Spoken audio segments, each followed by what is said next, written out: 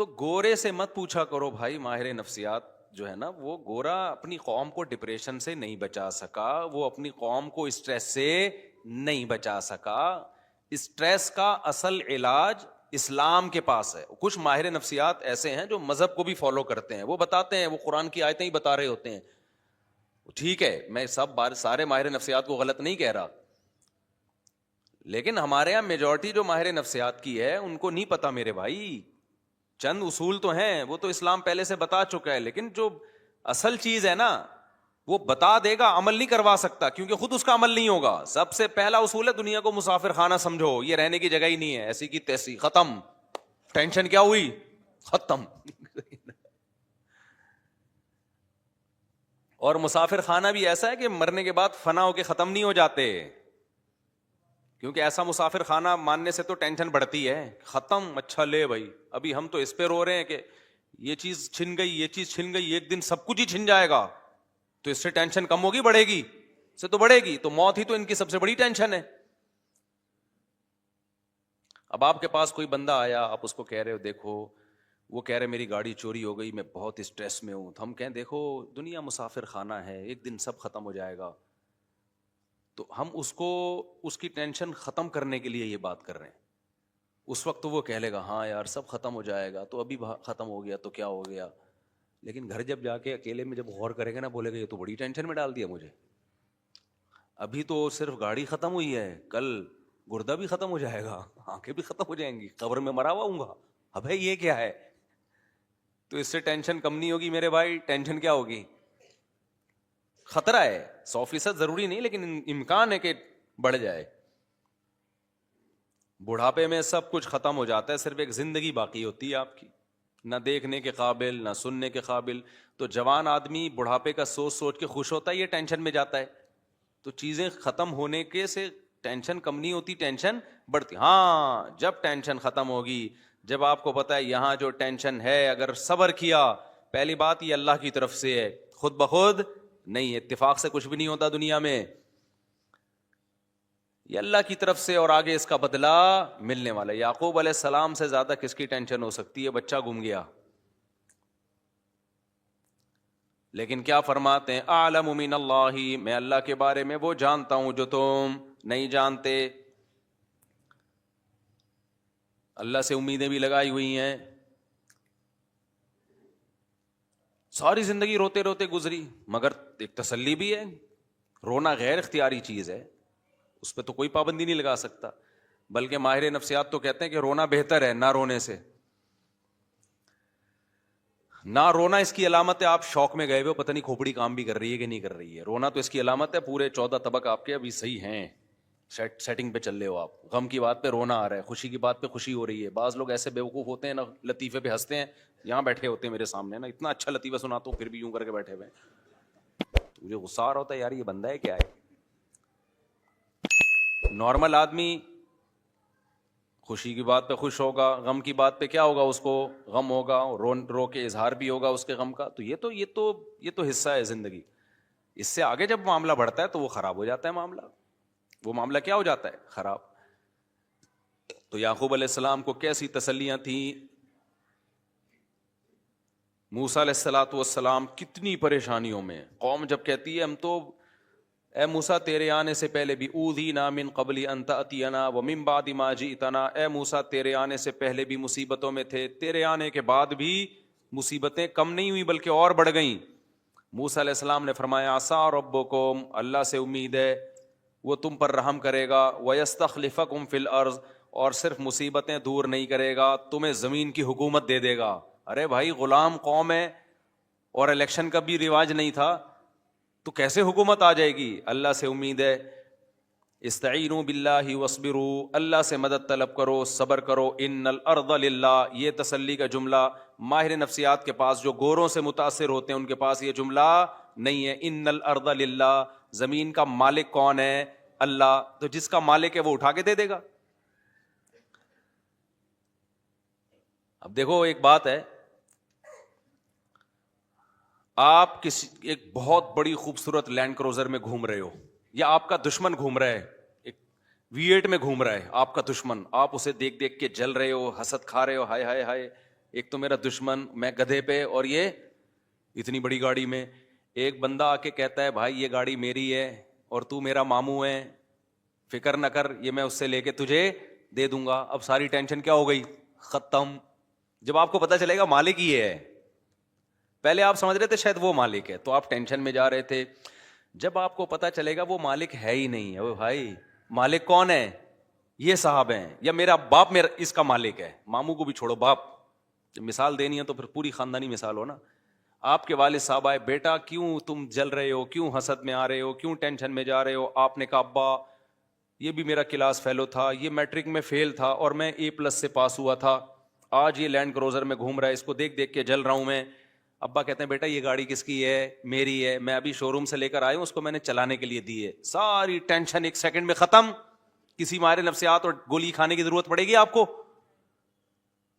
کیا ہو گیا بھائی؟ تو اللہ میاں کہتے ہیں ان الارض للہ، یہ زمین کا مالک کون ہے؟ اللہ ہے. موسیٰ علیہ السلام نے اسی طرح سے، موسیٰ علیہ السلام تو کسی یونیورسٹی میں نہیں پڑھ کر آئے تھے، یہ گوروں کی کتابیں پڑھی انہوں نے، قانون کی اور نفسیات کی کتابیں. موسیٰ علیہ السلام نے فرمایا ان الارض للہ، میری قوم زمین کا بادشاہ یہ نہیں ہے بھائی، تمہیں غلط. یہ تو اللہ میاں نے اس کو تھوڑے دن استعمال کے لیے مصر کی حکومت دے دی ہے. تو مالک کون ہے بھائی؟ اللہ مالک ہے، جب چاہے گا اٹھا کے تمہیں دے دے گا. سوال پیدا ہوتا ہے ہمیں تو نہیں دی اللہ نے، فلاں گاڑی لے کے گھوم رہا. ہم نے یہ سوچ کے تسلی کی کہ اصل گاڑی کا مالک کون ہے؟ اللہ ہے. تو اللہ جب چاہے گا ہمیں دے دے گا، لیکن اب تک کی رپورٹ کے مطابق دی نہیں. یہ ٹینشن ہوتی ہے لوگوں کو. لوگ کہتے ہیں میرا دوست میٹرک میں فیل تھا، آج 1000 گز کا ڈیفنس میں اس کا بنگلہ ہے اور میں وہی نالے کے اوپر میرا چھوٹا سا جھونپڑا ہے.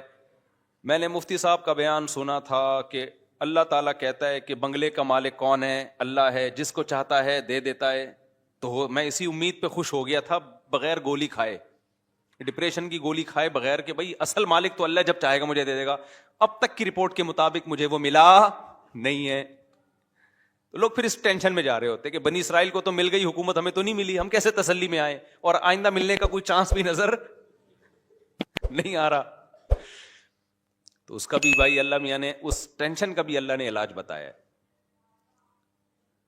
وہ ٹینشن کا علاج یہ ہے انا للہ و انا الیہ راجعون قل لن یصیبنا الا ما کتب اللہ لنا هو مولانا. ہمیں جو مصیبت پہنچتی ہے اللہ کی طرف سے پہنچتی ہے، وہ ہمارا دشمن نہیں ہے، وہ ہمارا دوست ہے. دوست جب کوئی ٹینشن دیتا ہے تو وہ ٹینشن دیکھنے میں لگتی ہے، حقیقت میں نہیں ہوتی. وہ ٹینشن ہمیں اور ترقی دینے کے لیے ہوتی ہے. ایک ٹیکا وہ ہوتا ہے جو دشمن سوئی چبھوتا ہے آپ کے، ایک سوئی وہ ہوتی ہے جو ڈاکٹر چبھوتا ہے. ڈاکٹر کے بارے میں پتا ہوتا ہے کہ بھائی یہ جو ٹیکا لگا رہا ہے چیخ تو نکلے گی، ہر ٹیکے میں چیخ تھوڑی بہت نکلتی ہے، چیخ تو نکلے گی، لیکن پیسے دے کے لگوا رہے ہوتے ہیں ٹیکا. کیوں نہیں لگایا ڈاکٹر صاحب ابھی تک، کیا ہو گیا؟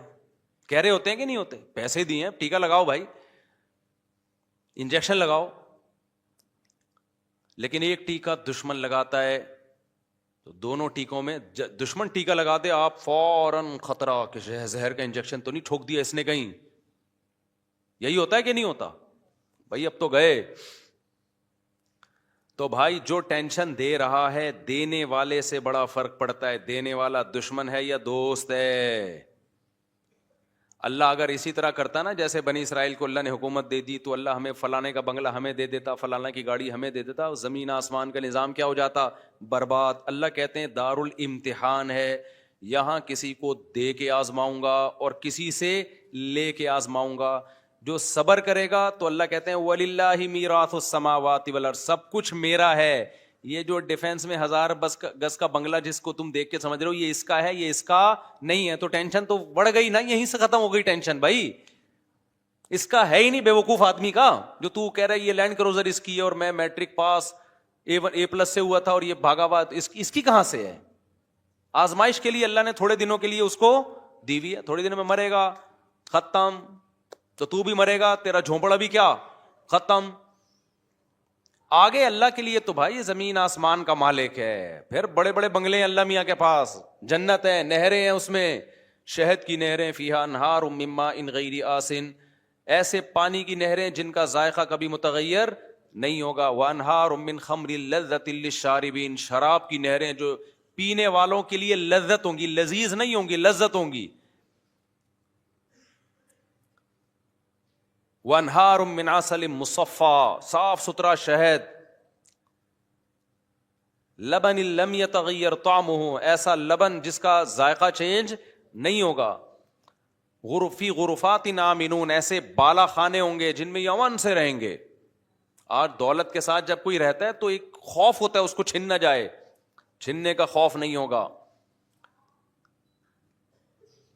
اور ایسے گھنے باغات, آبشاریں, نہریں, یہ تو کچھ بھی نہیں ہے. 1000 گز کے بنگلے بھائی, ان کی 2 ٹکے کی حیثیت بولو نہیں ہے. تو تمہاری گاڑی ایک بندے کی 125 چھن گئی. اچھا انہی دنوں میں میری بھی 125 چھنی تھی, لیکن مجھے مل گئی تھی خیر. تو اس کی بھی چھن گئی, نہیں ملی, تو ایسے پھوٹ پھوٹ کے رو رہا ہے, پھوٹ پھوٹ کے رو رہا ہے. میں نے کہا کیا ہو گیا, W11 ہے نا, سفر کیا کر. روتا مادی چیزوں پہ روتا ہوا بالکل بھی اچھا, انسانوں کے بچھڑنے پہ روئے پھر بھی سمجھ میں آتا ہے. انسان کی ایک ویلیو ہے. مادی چیزوں پہ بچھڑنے پہ رو رہے ہو یار تم, اس میں تو آنسو بھی نہ بہایا کرو پیسے چھننے پہ. جب کوئی آ کے روتا ہے مفتی صاحب میرے 1 کروڑ کا نقصان ہو گیا, آنسو, حقیقت بتاؤں آپ کو, میرے دل میں اس کی ویلیو کیا ہوتی ہے, گھٹ جاتی ہے. اس پہ رو رہا ہوں نا, بیوی مر گئی, آنسو, دل چاہتا ہے اس کو گلے لگاؤں کہ یار بیوی سے محبت کرتا تھا. عورت رو رہی ہو یا باپ رو رہا ہو بیٹے کے بچھڑنے پہ, بھائی رو رہا ہو بھائی کے بچھڑنے پہ, تو انسان کی تو ایک کیا ہے, ایک ویلیو ہے نا. یہ تو انسانی فطرت ہے کہ اللہ نے انسانوں کو انسانوں میں پیدا کیا ہے, تو بچھڑنے پہ روتے ہیں. تو یہ قابل تعریف ہے یہ عمل. جو نہیں رو رہا اس پہ افسوس ہونا چاہیے کہ ابے تو کیا کوئی تیرے کو پتھر ہے.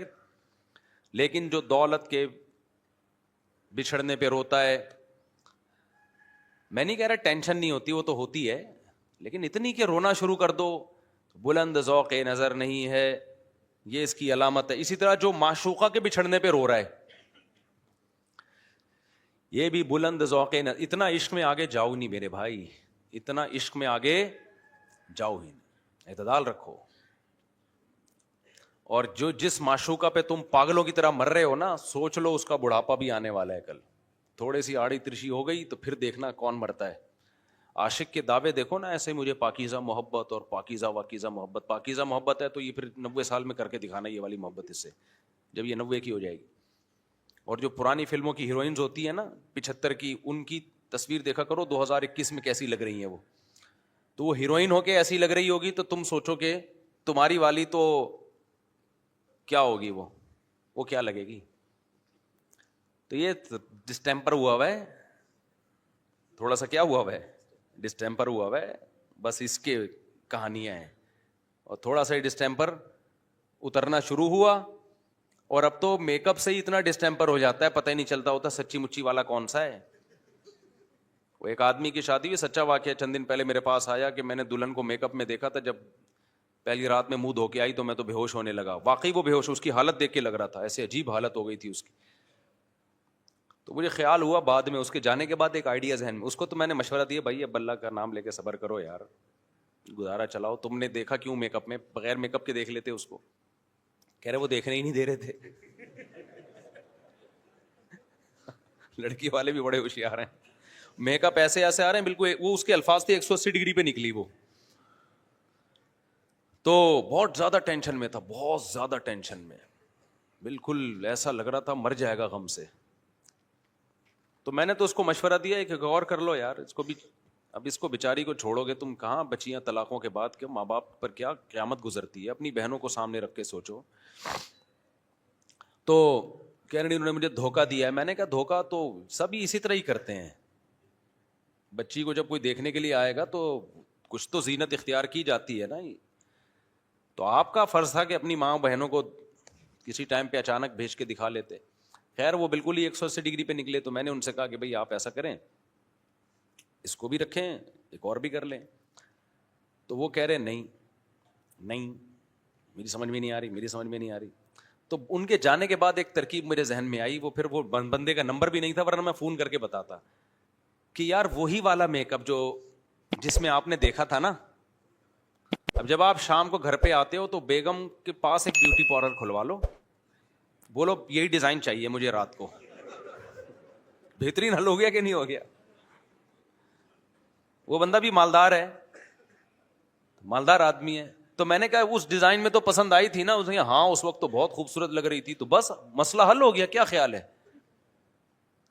بھائی؟ جب شام کو آفس سے گھر آؤ, بیگم کے قریب وہی بیوٹی پارلر یا وہی خاتون جس نے بیگم کو تیار کیا تھا, ان کو ہر منتھلی کچھ پیسے بانٹ دو, پیسے دے دو منتھلی, ان کو تنخواہ پہ رکھ لو. مجھے یہ والا ڈیزائن چاہیے بھائی شام کے وقت میں, بس وہ ڈیزائن. تو یہ بھی ایک حل ہے بہترین. اور آج کل مرد بھی بیوٹی پارلر سے بالکل 180 ڈگری پہ ہوئے ہوتے ہیں. یہ دھوکہ صرف یک طرفہ نہیں ہو رہا, آدمی بھی سارے پھوڑے پھنسے جو ہے نا وہ باقاعدہ اس سے بھرائی ہوتی ہے.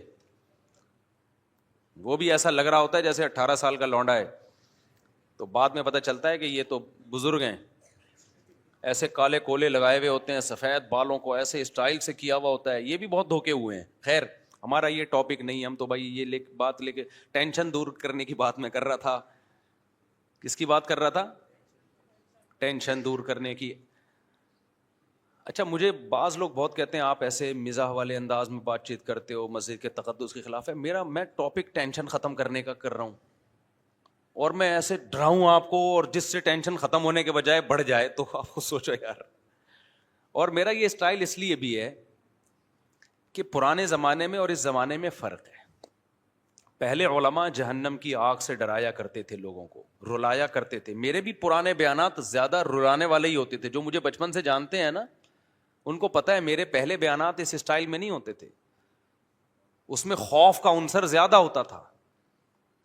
لیکن جب حالات لوگوں کے سامنے آتے ہیں تو اندازہ ہوا کہ پہلے ہی لوگ گھروں میں رو رہے ہیں, سیاسی حالات میں الگ رو رہے ہیں, گھروں کے اندر الگ رو رہے ہیں.